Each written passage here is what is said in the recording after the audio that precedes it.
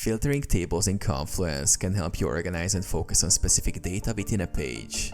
Although Confluence tables don't have built-in filtering like Excel, you can add filter functionality using the table filter and charts macro, or by sorting columns for easier viewing. Here's how to use the table filter macro if you have access to it.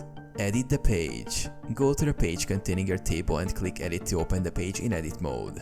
Add the table filter macro. Type / and search for table filter, or go to Insert More Content, Other Macros, and select Table Filter. The macro window will open. Place the table filter macro around your table by dragging your table into the macro box, or place the cursor above the table and add the macro.